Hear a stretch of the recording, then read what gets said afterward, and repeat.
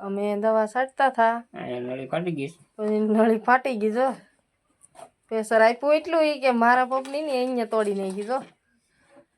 જો હવે રિપેર કરે. આપણો પગ મસ્ત પડ્યો છે. એમ ન હોય.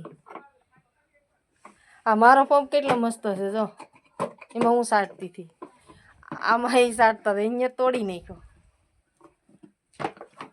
એને શું કરો? ખોલું ફિટ કરવાની રહી ને હવે.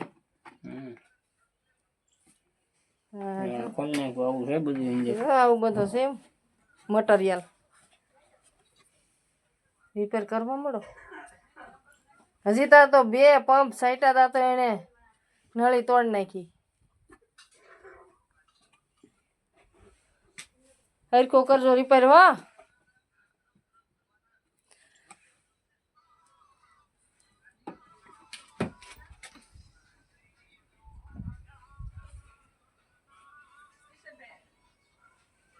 હું છું આપણો ઊંધો છે. હું છું હમો કરો હોય ને.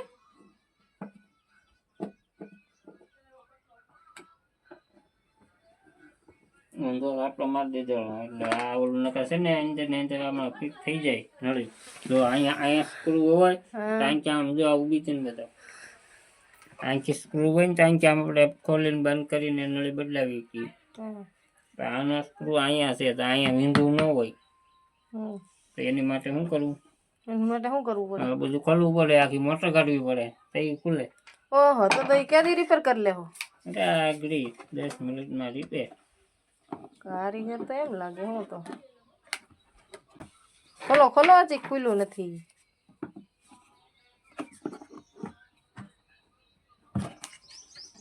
જો કેમ કર્યું છે. જો ની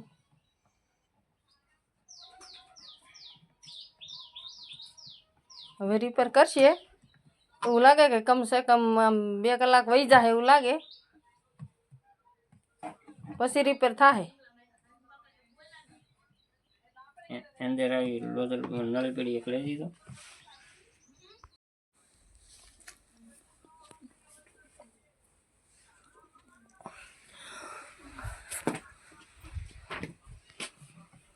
આ રીતે ફિટ કરી દીધું.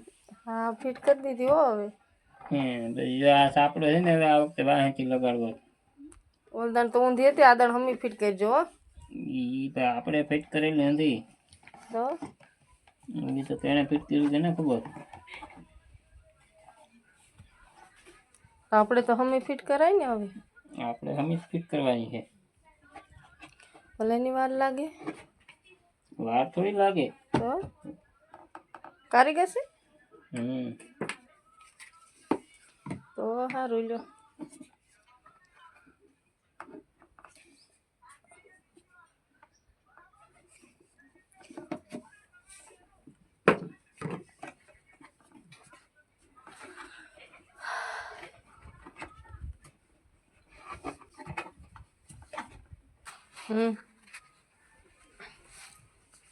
અહીંથી તો હવે આમ ટાઈટ થઈ ગઈ કે પેલું એ લોકોએ ઊંધું ફિટ કરેલું હતું તો એ થોડું ટાઈટ થાય.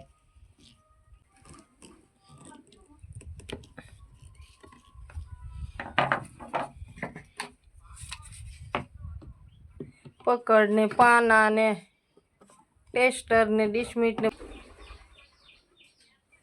એમાં બીજી પાઇપ હતી.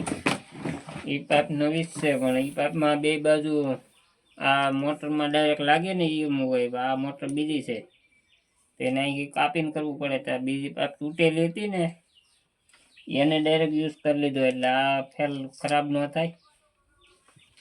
એમાં એક બાજુ આ સડી જાય એમ કીધું. આ તો કે ફેલ થઈ ગયેલી છે નળી, એ અત્યારે સડાવી છે. એવું કરીએ.